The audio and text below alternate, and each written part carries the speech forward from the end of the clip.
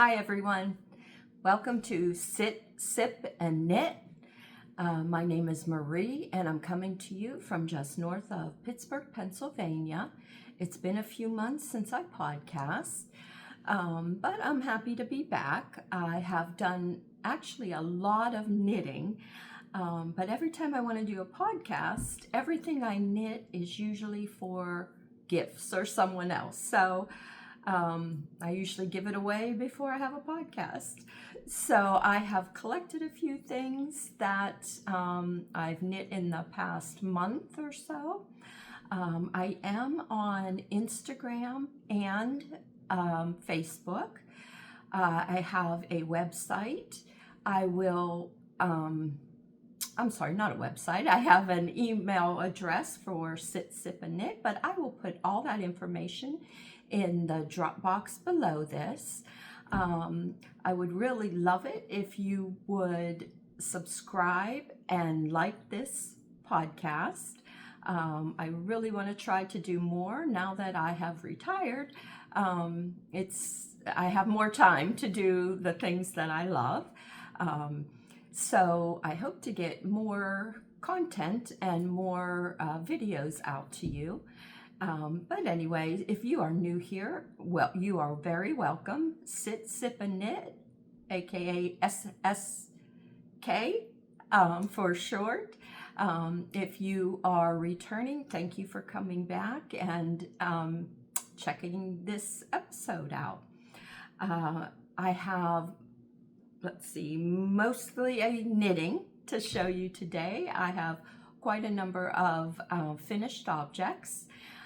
If any of you have been following me on Instagram or Facebook, you know that I am into the chicken knitting, emotional support chicken, and we'll talk about that. I have actually two of those to show you today. And I have a slow stitching project to show you that I am doing along with the Bakery Bears, Kay Jones of the Bakery Bears. So I want to show you what I've been up to with that so far. So anyway, let's go ahead and get into it. I did have a lot of knitting time the last month. We did go to, took a trip to my mother-in-law's down in Florida, and we drive, well, I should say my husband drives, I sit and sip and knit is what I do. But I was able to finish some things. And the weather when we were there is when they were having the floods, all the rain in Fort Lauderdale, and we happened to be in the middle of that. So there was not very nice weather. We were there about a week, and the last 2 days were the only 2 days that it did not rain constantly. And like I said, floods. We could not go to my mother-in-law's house one evening because her road was flooded. So anyway, let's just say I did have a lot of time to knit, but it was very relaxing.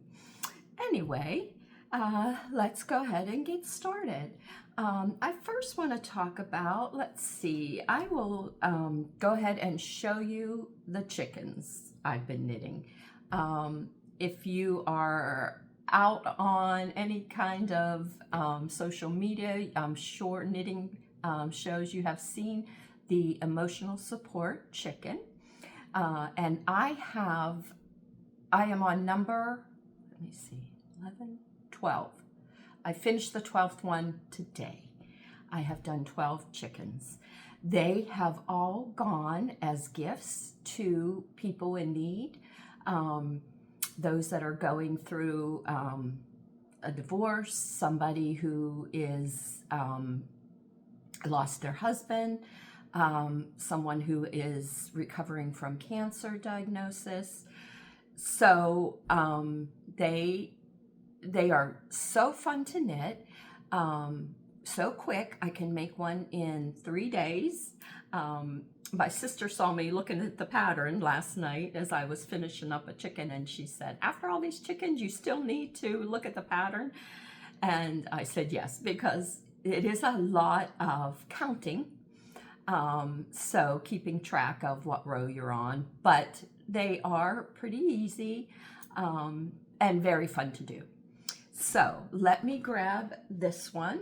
This was number 11 chicken, I do believe.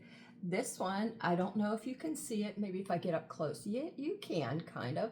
This is a very, very sparkly chicken in gold and red for my sister who was going through some medical things. So I will be gifting this to her. You can see the bottom here.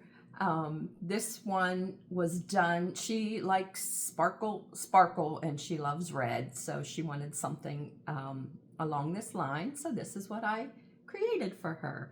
The yarn that I use for these is, I typically have been using, when I'm gifting them, an acrylic type yarn. This one was bought online. I never heard of this brand, from World of Yarn. Malaga glitter? I am not sure, but this is the red with the pretty glitter in it. And there was a gold. Like I said, I just searched for red and gold glitter yarn, and that's what came up. So with the stellina in it anyway. So that is chicken number 11, I believe. I may have miscounted. I don't know. I'll have to go back and look. And then the one I finished last night, today, I just finished today. I wanted to finish it before I podcast, because I will be giving this one away, gifting it to my daughter is a therapist, a mental health counselor, and she works for she works from home. She's a she does it over the video, but her office, she asked them if they would like a emotional support chicken as a little mascot for the office, and they said yes. So she wanted me to do it in blues, and I went ahead and finished this one. This is so cute. Isn't this something, with the blue bottom? This one has brown eyes. They are so fun to do.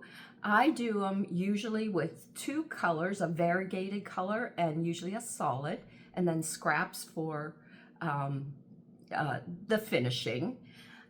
Anyway, so this yarn here, I found at a lot of them I have been using, because people have been asking me. If you go out on my Instagram, you'll see all the chickens I've put out there, or on Facebook. But most of the yarns come from either Michael's or Joann's. And a lot of them are just this on sale acrylic yarn called Big Twist. It's a worsted weight yarn. They have so many wonderful colors. I did, if you go out and look, I did one of these. So many, so sherbet colors. Anyway, very, like I said, easy to do. You do have to keep count. There are short rows, which I use German short rows, and that's what it works out just fine. It's written for wrap and turns, but I use the German short rows. And actually tomorrow I will be teaching a class in making a chicken using the German short rows. I use, these are my chicken needles. I just use the straight needles. To me, it's a lot easier to hold and have the rows on there and count. So I will be teaching a class on that tomorrow morning, and I also have one Monday night. They download their own, pay and download their own pattern on Ravelry, and then they come over and they pick whatever yarn they want, and I will help instruct them in making their chickens. So I can't wait for that class. Speaking of that class, I also, before the chicken class, my students finished their sock class. I had a sock class there were 9 people in my class, which is so wonderful. I just love teaching. So I had a sock class, and 2 different types of yarn we used. I don't have the worsted weight one. The one I call my slipper sock, which is a pattern that I wrote up and also have a tutorial for. If you go into my videos and click on the videos, you'll see tutorials for the slipper sock class, starting with tutorial number 1. I'm not sure, there may be like 6 of them, but they teach you to use the needles that I use are the Flexiflips, which are a set of 3 of these bendy type needles. That's what I use for my socks, as opposed to magic loop or double points, which I have used. And also some of my students in my class did prefer other methods, which, you know, I'm always open to whatever you like to do. 2 of the ladies actually did it on the 9-inch circulars. They did their socks on 9-inch circulars, which is wonderful. But anyway, they all finished their socks, and I just finished mine yesterday also. Let me show you. This is there you go. Can you see that? I do have 2 of them here. This is just a basic pattern, a rib pattern, which I use in my worsted weight, and this is a fingering weight yarn. So those that were more adventurous and wanted to try the smaller needles, I actually did the pattern on size 2, US 2 needles, because I thought it would be a little better than kind of in between a size 1 or a 3 for DK weight. So they practiced on a 2 with a 60, most of them did 60 stitch count, basic rib pattern with a heel flap and gusset. So those that did that, that's what they did. I had a couple ladies who were very newer to knitting and knitting socks already. And so they did it on worsted weight yarn with my tutorial and my instruction on size 8. And they both used, I do believe they used size 8 Flexiflips. So that is what I teach in the tutorial. And like I said, you know, whichever method, whatever way you do, magic loop, double points, you know, it's all good. So whatever works for you. And that is finished object number 3 so far. I did forget to talk about what I'm wearing. This shirt, oh, I forgot to get the pattern, but I will link it below. This is a very pretty, kind of like a, lots of different things, textures going on here. I knit this out of, let's see, this I used, it's an acrylic weight. Sirdar number 1 is what I used. This is Sirdar here. It is a DK weight fabric. It is acrylic and nylon. Very washable, very user-friendly, wash, wear, whatever. It is a little big. It does tend to stretch, but very comfortable for a summer shirt. But I will link that pattern below because I did forget to pull that pattern. I'm sorry. But anyway, that's what I'm wearing. Let's see, another item that I finished, actually on the car ride down to Florida, my grandson was having a sister, and they did not want to know what the baby was. Well, here the baby came, and it was a girl. So I had to buy some pink yarn as soon as I got to Florida. And then I think it's Sheep Thrills in Lauderhill, Florida. It's a wonderful shop. I've been there before, and I think I've talked about it before. But anyway, they had some, I had to grab some pink yarn, and they had the most beautiful yarn on sale. Diamante Baby? I'm not sure, but this is it. I'll put that below. And like I said, it was on sale, but look at the colors in there. So pretty. Has some, I'll show you the finished project, but it is a pattern, self-patterning type yarn. And I ended up doing a little baby sweater. Let me show you here. Isn't that just adorable? Little top down with little lace there and lace at the bottom. If you can see it there, you can see it. And see that yarn? Isn't that so pretty? Just patterned itself. I just love that. Let the yarn do all the work. Anyway, this is called Little Ava, and I will link that pattern below. I've used it many times before. In fact, I think I've shown it on the podcast in different type yarns before. I think I used a Malabrigo yarn once, and it came out lovely. But Little Ava, that's what the pattern is called, with the little flower crystally buttons there that only button on the top. So that is for Jack's new little sister. All right, so I will be gifting that soon. Of course, I had to try to save it until I did a podcast, but I was able to do it. I actually did finish a blanket because the room was done in bees was the theme, so yellows, and I did finish a little corner-to-corner blanket in yellows and whites and that type of thing for the baby that I already gifted. But when I found out it was a girl, I had to do something pink. So that's what I did. All right, so that's another finished object there. Let's talk. I was talking about classes. I do, my ladies have been with me for a couple of classes, like I said. They did the socks. They're going to do the chicken class. And we did a sweater class. So, and some of the ladies are very new knitters.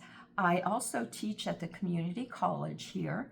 And I do like to teach a beginning knitting class. And some of those ladies from there follow me. I just do classes around my table here. We get cozy. And so the first class we did at the beginning, and I think we started in April, spring class, was a sweater class, top down. I taught them the petite knit Ankers-summer-shirt. It's right here. I'm sure it's a very famous pattern. A lot of people have done it. I have made 2 of them. And let me show you, they all picked what yarns. Everybody picked some kind of different yarns. Some used a Lion Brand cotton, which was very pretty. Others used acrylic, wool, cotton, linen blends, all types of yarn. Like I said, this was the first sweater for, I think, for most of the class. And they did a fabulous job. But anyway, here is mine. This, as you can see, it is not a finished item. I still have one sleeve to do because I have it on hold. There's one lady that has not finished her sleeve, has not done her sleeves yet, and it's the first sweater. So I want to save this to be able to pick up and show her how to pick those up and do the sleeve. Here I did do a little bit longer sleeve than I think it calls for, but so anyway, it's not done yet. It will be done, I hope, soon, as soon as she is ready to finish her sleeve. So anyway, that is petite knit Ankers-summer-shirt. That's what it's called. And this one I also did out of an acrylic yarn. Where is it? Oh, for this one it's a DK weight pattern, this one is. And I used Uptown DK by Universal Yarns because that's what I had in my stash. And I figured for teaching that it's the perfect yarn. And it is very, very soft, very, I like to say user-friendly because it washes and wears so nice. Anti-pilling, you can see, and it has nice stitch definition there. This has been folded up in a bag for so long because I'm waiting to be able to finish it with the one lady who still has to finish. So anyway, there is that one, an almost finished object. Okay, speaking of summer, I know on a lot of the podcasts I've been watching people, you know, knitting the summer shirts and t-shirts, and they're just beautiful. And I have before, maybe last summer, I first used a linen type yarn, linen and cotton. I'd never used it. I think I felt it before and thought, oh no, I would never use this, but it gets addicting. It's a beautiful linen cotton yarn is beautiful for summer shirts. So let me show you. I actually started a sweater. It's a Berroco pattern. I'm going to show you a picture here. Is it called Etta? There is no, Dorel. It's the name of the pattern is Dorel, D-O-R-E-L. I'll link it below. It is a DK weight pattern. I have made it before, and I probably have worn it on the podcast before. But I found another yarn that was on sale at a yarn shop. And so I had to get it because I loved the color, loved it. And I had this sweater in mind. Let me show you here with the little eyelet. You know how I love my eyelet. Little bit of lace on the top part there. So on the yoke. So that is that. And this is the yarn I found. Meraki, from Berroco. Berroco, Meraki. This is the beautiful, can you see that color? It's kind of like a blue periwinkle type color with little nubs in there. It is cotton. Oh, I thought it was, there's no linen in this one. This one is cotton, hemp, and 5% polyester. But it is a nice textured yarn, which I love a little bit of texture in that. Let me show you how far I got. I actually am making this sweater for my sister. I probably could have had it done on the ride home from Florida, but I wanted to try it on her and see how long she wanted it, the length and that type of thing. So she was over today and tried it on, and it fits just perfect. I have to go a little bit longer and then do the hem, the ribbing on the bottom, and just finish off the sleeves. But let me show you here. This is the front. Yeah. Can you see that there? If I hold it maybe back. See the lace panel up top? Now, one thing I did modify was, because I've made this before, I cut out one round of the lace on the bottom here because I think it went too far down to, it showed too much.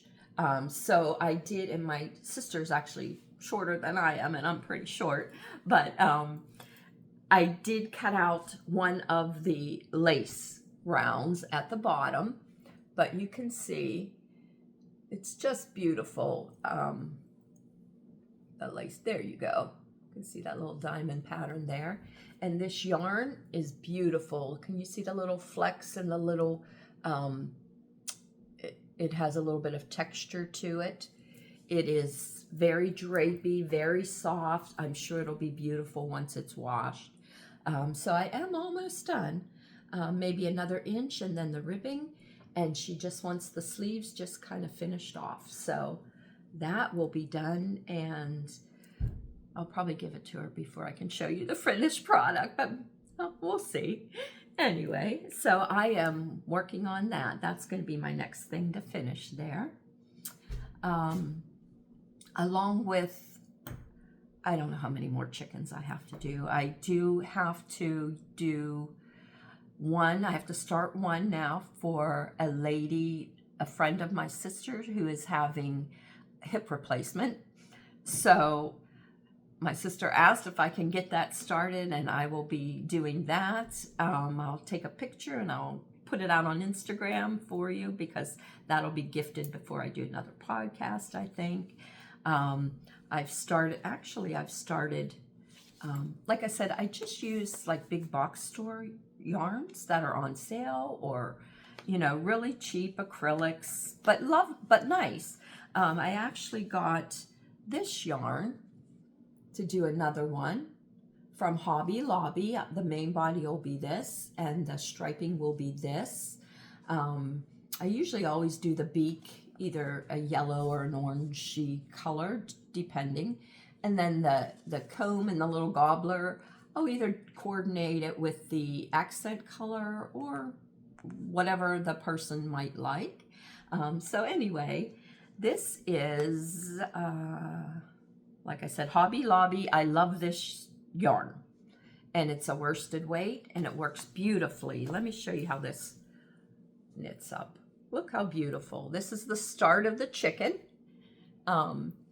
It is so, I am just so amazed at the maker of this pattern, how they created it. I can follow a pattern, just about any pattern, but I can't create a pattern, and I'm just amazed at people that can do that. The way this pattern works up is just amazing to me. But anyway, and it is fun because you do this little section, you do another section, put them together, and then just straight knitting. Like I said, I use my straights for it. And then there is seaming to do, but it's not bad at all. Especially after you've done 12 chickens, you kind of got the method down. But anyway, so this will be another chicken that I have to do. And I'm sure, well, my sister tried to claim it already, but we'll see. Anyway, so chickens, like I said, it takes me, if I work on it, I can get it done in 3 days. I put it down and pick up a sock or something. But typically it's so fun to do that I just continue on and get it finished, and then I can work on other projects. But anyway, you know what? I don't think I showed the yarn for, now that I'm looking, these socks.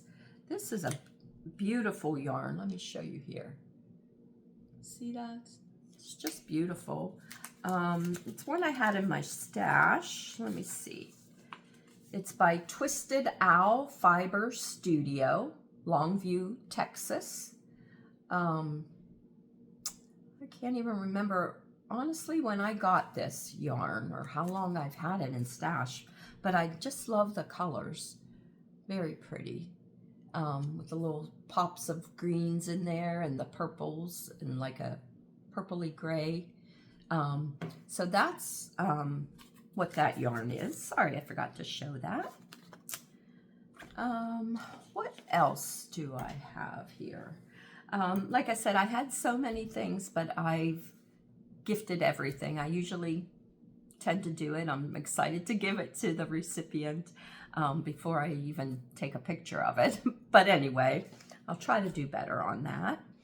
I did tell you that, and I've talked before about the Bakery Bears. I am a Patreon of the Bakery Bears. They don't sponsor me or ask me to mention them or anything, but I like to because I have learned so much from them, from Kay and her husband Dan, actually.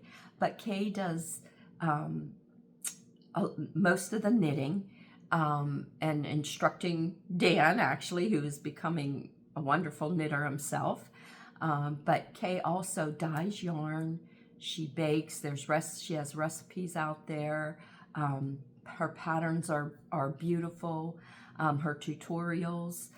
If you are a Patreon of the show, you get more content of, obviously, which I am. And last year, she had the Summer of Stitching. And that was for, I believe, just Patreons. They do have I think it's every 3 weeks. There's a podcast. They do a podcast for everyone. Anyone can watch it. There's a lot of content and information and ideas in that. But like I said, last year I did the Summer of Stitching and made, I should have brought it, but it was a cross stitch block we did.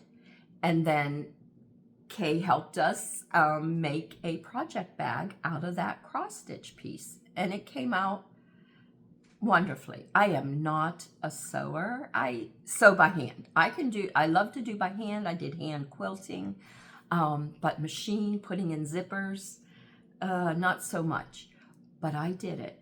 And this year, the same thing. It's the Summer of Stitching. The theme is like a Jane Austen type theme.